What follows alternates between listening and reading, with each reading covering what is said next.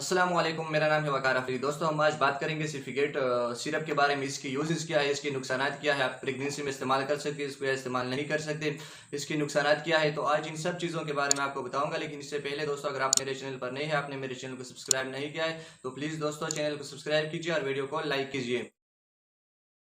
दोस्तों, वीडियो को शुरू करते हैं। जोसिफिकेट सिरप इसका जन्य फार्मूला है सिफिक्साइम। जोसिफिक्साइम है हमारे साथ एक थर्ड जनरेशन सिफिलोस्पोरिन एंटीबायोटिक है। जो सिफिलोस्पोरिन है हमारे साथ एक बैक्टीरियोसाइडल एंटीबायोटिक है। एक हमारे साथ बैक्टीरियोसाइडल होते हैं एंटीबायोटिक होते हैं और दूसरा हमारे साथ होते हैं बैक्टीरियोस्टेटिक एंटीबायोटिक। बैक्टीरियोसाइडल वो एंटीबायोटिक होते हैं जो बैक्टीरिया को डायरेक्ट किल करते हैं, और बैक्टीरियोस्टेटिक वो एंटीबायोटिक होते हैं जो बैक्टीरिया की ग्रोथ को रोक देते हैं और फिर उस बैक्टीरिया की डेथ काज हो जाती है।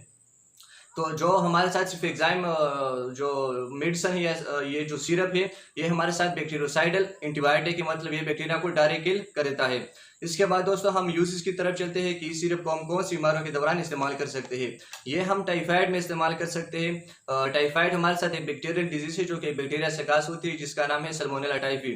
तो उसमें भी आप ये जो सिरप इस्तेमाल कर सकते हो। इसके अलावा गोनोरिया में इस्तेमाल कर सकते हो, ये भी हमारे साथ एक बैक्टीरियल डिजीज है और ये हमारे साथ सेक्सुअल इंटरकोर्स की वजह से एक आदमी से दूसरे आदमी में ट्रांसमिट या मुंतकिल हो सकती है, जिसको हम एसटीडीज भी बोलते हैं। एसटीडीज मतलब सेक्सुअली ट्रांसमिटेड डिजीज है। ये हमारे साथ एक बैक्टीरिया से कास होती है जिसका नाम है नाइजेरिया गोनोरिया। तो उसमें भी आप ये सिरप इस्तेमाल कर सकते हो। इसके अलावा आरटीआई में इस्तेमाल कर सकते हो, जिसको हम रिस्पायरेटरी ट्रैक इन्फेक्शन बोलते हैं। अगर आपको सांस लेने में तकलीफ होती है आपका, या जो आपका सांस लेने का जो रास्ता है वहां पर इन्फ्लेमेशन या जख्म है, तो उसमें भी आप ये सिरप इस्तेमाल कर सकते हो। इसके अलावा यूटीआई में इस्तेमाल कर सकते हो, जिसको हम यूरिनरी ट्रैक इन्फेक्शन बोलते हैं। अगर आपका जो पेशाब आने का रास्ता है वहां पर सोजन होती है या जो जख्म है वहां पर, तो पेशाब आने में तकलीफ आपको होती है, तो उसमें भी आप ये सिरप इस्तेमाल कर सकते हो। इसके अलावा नमूनिया में इस्तेमाल कर सकते हो। नमूनिया हमारे साथ मोस्टली एक बैक्टीरिया से कास होती है जिसका नाम है स्ट्रेप्टोकोकस नमूनिया। तो उसमें भी आप ये सिरप इस्तेमाल कर सकते हो। इसके अलावा ओटाइटिस मीडिया में इस्तेमाल कर सकते हो, जब आपके कान में इन्फ्लेमेशन या जख्म है या वहाँ पर जो म्यूकस वगैरह आता है आपके कान से, तो उसमें भी आप ये सिरप इस्तेमाल कर सकते हो।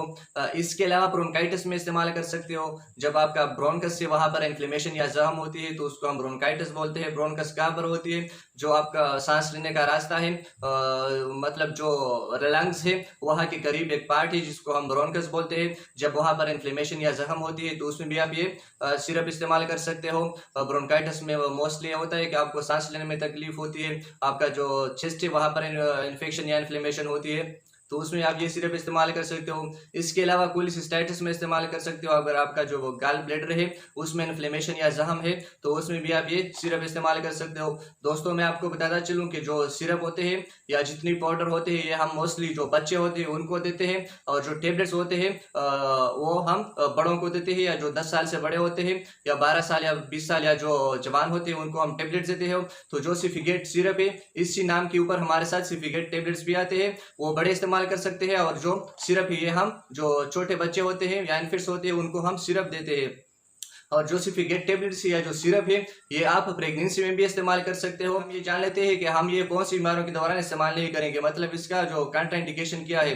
ये हम हाइपर सेंसिटिविटी में इस्तेमाल नहीं करेंगे इस सिरप को।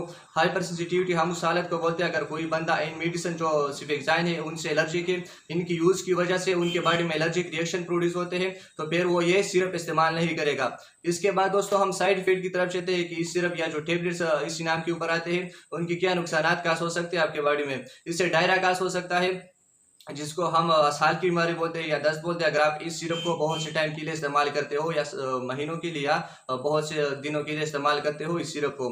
इसके अलावा इससे एब्डोमिनल पेन कास हो सकता है, जो आपका पेट है वहां पर मतलब दर्द हो सकती है अगर आप इस सिरप को बहुत से टाइम के लिए इस्तेमाल करते हो। इससे डिजनेस कास हो सकता है, जिसको हम चक्कर आना बोलते हैं। इससे थ्रोम्बोसाइटोपिनिया विकास हो सकता है, जो आपका प्लेटलेट्स का लेवल है वो अपनी नॉर्मल हालत से थोड़ा सा कम हो सकता है, जिसको हम थ्रोम्बोसाइटोपिनिया बोलते हैं।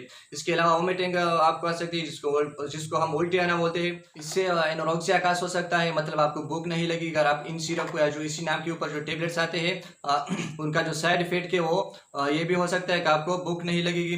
दोस्तों, ये थी आज की वीडियो। अगर आपको ये वीडियो पसंद आई हो तो प्लीज़ दोस्तों वीडियो को लाइक कीजिए और चैनल को सब्सक्राइब कीजिए, और जो साथ में बेल आइकन है उसको भी प्रेस करिए, ताकि जब मैं नई वीडियो अपलोड करता रहूँगा आप लोगों को सबसे पहले उसकी नोटिफिकेशन मिल जाएगी। फी अमान अल्लाह।